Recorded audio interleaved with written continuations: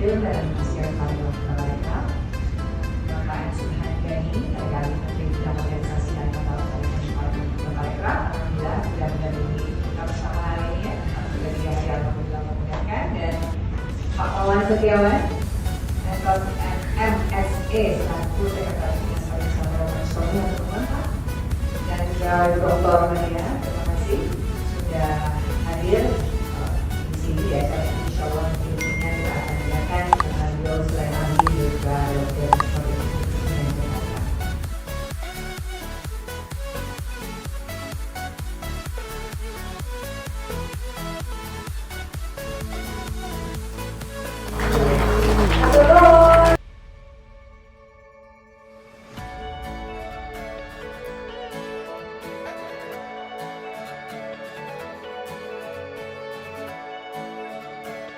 Seorang pejabat mau memberi sambutan, itu seperti yang dilakukan oleh MC tadi dan Bapak, memang harus berpantun.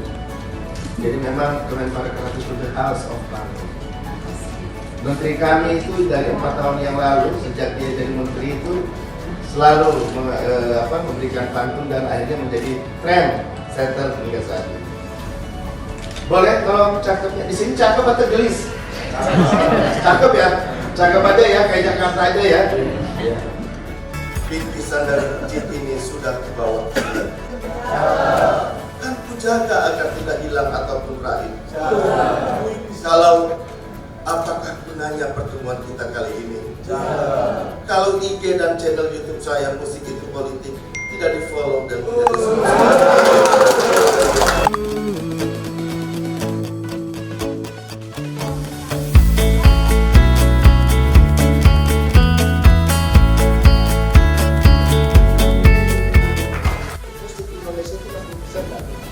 dan yang kedua adalah pop seperti yang tenda biru. Jadi dangdut itu masih mendominasi. Terus dia cerita di mobil bahwa mereka mempunyai proyek yang namanya mengawinkan K-pop dengan dangdut. Dan sudah terjadi, Yang saya ingin contohkan adalah rungkat. Rungkat adalah contoh bagaimana kita memaksa itu. Jadi memaksanya itu dengan diplomasi yang sangat tinggi.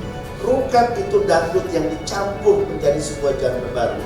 Ada agak jazz di situ kan, ada di bagian interlude-nya ada jazz. Kemudian jadi sesungguhnya memaksanya itu adalah dengan membuka. Kita tidak memaksa genre yang pakem, tapi genre kita buka sehingga dangdut menjadi roots kita, tetapi at the same time kita membuka genre-genre baru dengan dangdut sebagai roots. Sama dengan ketika saya mengimbangi kritik para akademisi, saya juga akademisi sebenarnya, para akademisi dan pejabat yang mengkritik film horor. Mereka mengkritik film horor. Saya bilang begini, silakan mengkritik, tapi saya adalah salah satu yang membela film horor. Kenapa? Itu kekuatan kita. Apa indikatornya? 10 juta penonton untuk film KKN di Desa Penari, Pengabdi Setan dan segala rupa. So what we have to do? The freedom of expression should be followed by the freedom of interpretation. Saya menginterpretasinya dengan positif. Kalau memang seandainya kekuatan kita di film horor, what we have to do? Insert moral message on that film. Itu yang pertama. Yang kedua, menjadikan film horor sebagai root, tetapi kemudian dari Indonesia terkonstruksi, tercipta sebuah genre baru yang menggabungkan horor dengan komedi dan drama. Sudah terjadi. Sudah nonton film agak lain? Nonton film agak lain. Itu adalah contoh film. Sebulan lalu November saya ngomong itu di Indonesia International Economic Forum, kejadian dengan agak lain. Bahwa ternyata film kita, Indonesia, bisa mengkonstruksi genre baru berdasarkan kekuatan kita. Jadi kekuatan kita itu menjadi roots, tetapi bukan keseluruhan. Jadi membuka benar. Jadi kalau pertanyaannya Teh Desi, memaksa itu adalah dengan membuka, dengan membuat kolaborasi baru.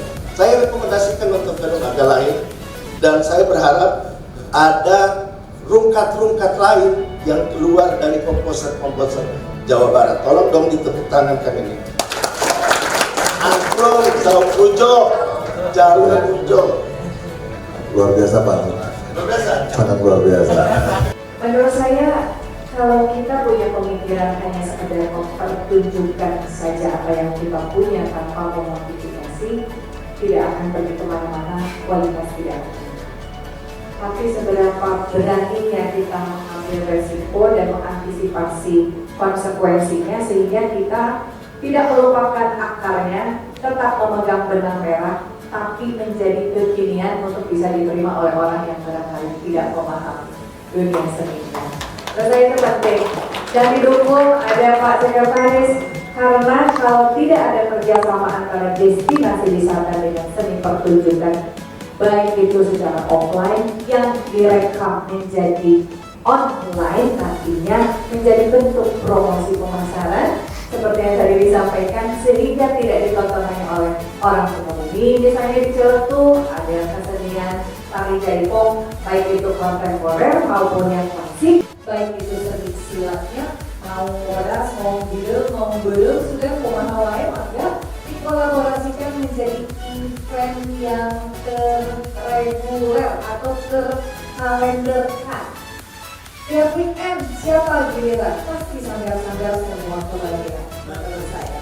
Sehingga terekam oleh pihak dinas pariwisata, terpemasarkan lewat online sehingga semua di seluruh Indonesia juga tahu, oh di Sukabumi teh ada ini.